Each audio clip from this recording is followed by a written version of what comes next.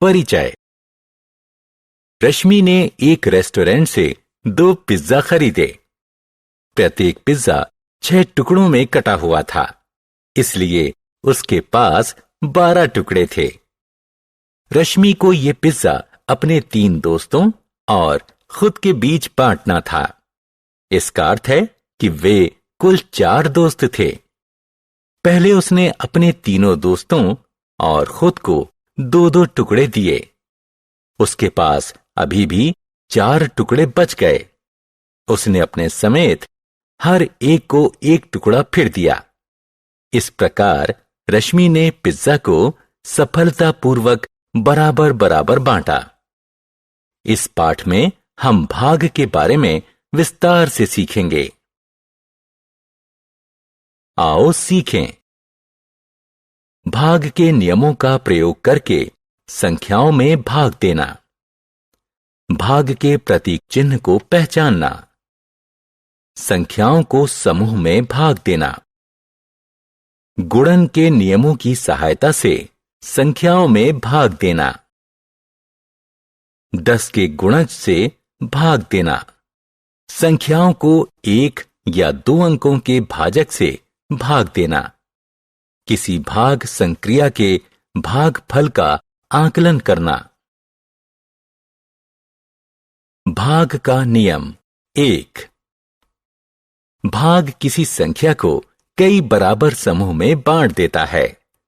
उदाहरण स्वरूप, जब हम 6 को 3 से भाग देते हैं तो हम 6 को 2 के 3 बराबर समूहों में बांट देते हैं। किसी संख्या को 0 से भाग नहीं दिया जा सकता, क्योंकि किसी संख्या को 0 समूहों में बांटना संभव नहीं है। किसी भी संख्या से 0 को भाग देने पर भागफल 0 होगा, क्योंकि 0 को जब समूहों में बांटा जाएगा तो परिणाम 0 ही होगा। किसी संख्या को 1 से भाग देने पर परिणाम वह संख्या ही होती है। 1 को 1 से भाग देने पर परिणाम 1 होगा। 2 को 1 से भाग देने पर परिणाम 2 होगा। 3 को 1 से भाग देने पर परिणाम 3 और आगे भी इसी प्रकार चलेगा।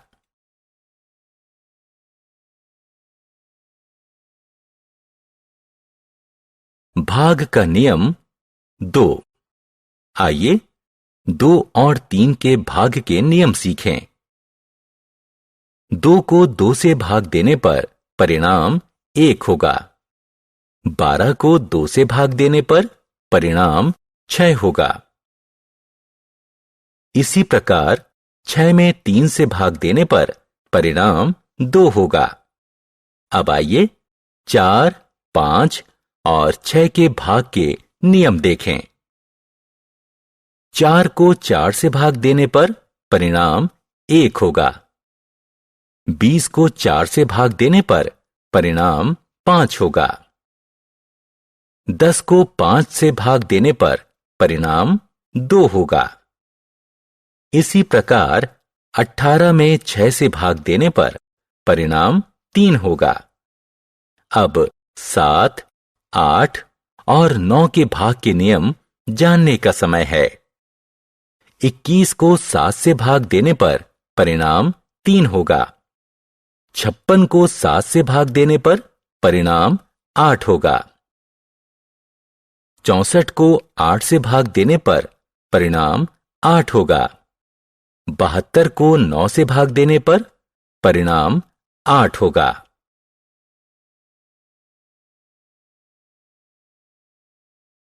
भाग का प्रतीक चिन्ह। इन चिन्हों को देखिए। ये भाग के चिन्ह हैं। उदाहरण स्वरूप, 4 को 2 से भाग को इस तरह लिखा जा सकता है।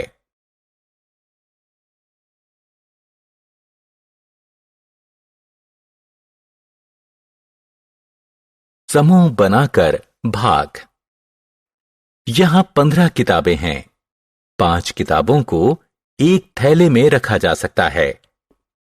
15 किताबों को रखने के लिए कितने थैले चाहिए? 5-5 किताबों का समूह बना लो। 15 किताबों से ऐसे 3 समूह बनेंगे। अतः 15 किताबें रखने के लिए 3 थैलों की जरूरत पड़ेगी।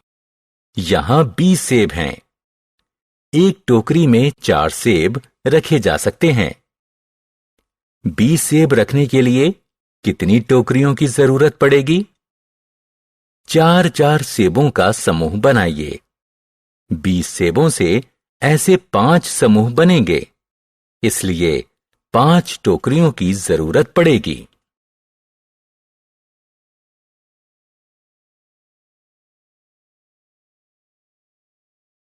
गुणन के नियमों के प्रयोग से भाग देना। आइए अब गुणन के नियमों के प्रयोग से भाग देना सीखें। 18 को 3 से भाग देंगे तो परिणाम क्या होगा? हम 18 को निम्नलिखित तरीके से भी लिख सकते हैं। 3 गुणा बराबर 18। हम जानते हैं कि 3 को 6 से गुणा करने पर गुणनफल 18 होगा। अतः 18 को 3 से भाग देंगे तो परिणाम 6 होगा। इसी तरह 22 को 2 से भाग को निम्नलिखित तरीके से लिखा जा सकता है। 2 गुणा बराबर 22।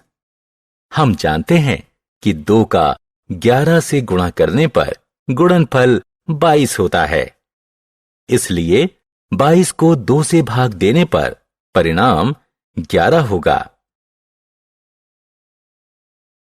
10 के गुणज से भाग। जिनकी संख्याओं का अंतिम अंक 0 होता है वो 10 की गुणज होती हैं। आइए 400 को 5 से भाग दें। 400 को 40 गुणा 10 लिखा जा सकता है। हम जानते हैं कि 40 को 5 से भाग देने पर परिणाम 8 होता है। अतः 40 गुणा 10 को 5 से भाग देने पर परिणाम 8 गुणा 10 या 80 होगा। इसी प्रकार आइए 6400 को 8 से भाग देने पर आने वाला परिणाम ज्ञात करें। 6400 को 64 गुणा 100 लिखा जा सकता है। 64 को 8 से भाग देने पर परिणाम 8 होगा। अतः 64 गुणा 100 को 8 से भाग देने पर परिणाम 8 गुणा 100 या 800 होगा। अब 647 को 10 से भाग दें। हम 10 का पहाड़ा याद करते हैं और ऐसी संख्या प्राप्त करते हैं जिसका 10 से गुणनफल 64 के पास हो। 10 गुणा 6 बराबर 60। 64 में 60 घटा दीजिए, परिणाम 4 बचेगा। 7 को नीचे लाइए, हमारे पास 47 हैं। 47 में से 40 घटा देने पर 7 प्राप्त हुआ। इस प्रकार शेष 7 बचा। अतः हम कह सकते हैं कि 647 को 10 से भाग देने पर शेष 7 बचता है।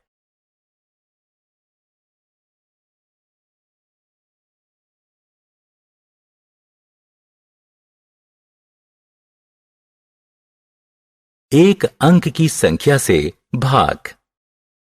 आइए अब 128 को 8 से भाग दें। क्योंकि 1 8 से कम है, इसलिए हम 12 को 8 से भाग देंगे। 8 का पहाड़ा याद करें। 8 एकम 8, 8 दूनी 16, 16 8 से बड़ा है, इसलिए हम 8 एकम 8 का प्रयोग करेंगे। 128 के ऊपर 1 लिखिए। 12 में से 8 घटाइए। 4 को उत्तर के रूप में लिखिए। 8 को नीचे लाइए। अब 48 को 8 से भाग दीजिए। 8 छिक्के 48। 128 के ऊपर 1 के आगे 6 लिखिए। 48 में से 48 घटाइए। उत्तर 0 है।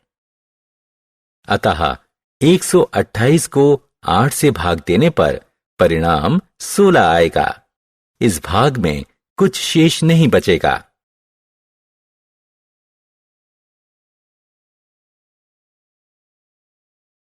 दो अंकों की संख्या से भाग। 866 को 21 से भाग दीजिए। क्योंकि 8 21 से छोटा है, इसलिए 86 को 21 से भाग दीजिए। 21 गुणा 4 बराबर 84। 866 के ऊपर 4 लिखिए और 86 से 84 को घटा दीजिए। परिणाम 2 आएगा। 6 को नीचे लाकर 26 प्राप्त कीजिए। अब 26 को 21 से भाग दीजिए। 21 गुणा 1 बराबर 21। 1 को 866 के ऊपर 4 के आगे रखिए और 26 से 21 घटा दीजिए। परिणाम मिलेगा 5। 5 शेषफल है। अतः 21 से 866 में पूरा भाग नहीं दिया जा सकता। 866 में 21 से भाग देने पर शेषफल 5 के साथ परिणाम 41 होगा। आकलन। वह कौन सी संख्या है जो 5 और 10 के बीच पड़ती है और 2 एवं 3 दोनों से विभाजित होती है? 2 एवं 3 का पहाड़ा याद करें। कौन सी संख्या 2 और 3 दोनों के पहाड़े में आती है? वह संख्या है 6 और 6 ही 5 और 10 के बीच पड़ती है। अतः हम कह सकते हैं कि 6 ही वो संख्या है जो 2 और 3 दोनों से विभाजित होती है। हमने क्या चर्चा की? किसी संख्या को 1 से भाग देने पर परिणाम वह संख्या ही होती है। 0 को किसी संख्या से भाग देने पर परिणाम 0 होता है। 0 से भाग देना संभव नहीं है। ये भाग के प्रतीक चिन्ह हैं। गुणन के नियमों की सहायता से संख्याओं को भाग दिया जा सकता है। समूह बनाकर भाग संभव है। किसी भाग संक्रिया के परिणाम का आकलन किया जा सकता है।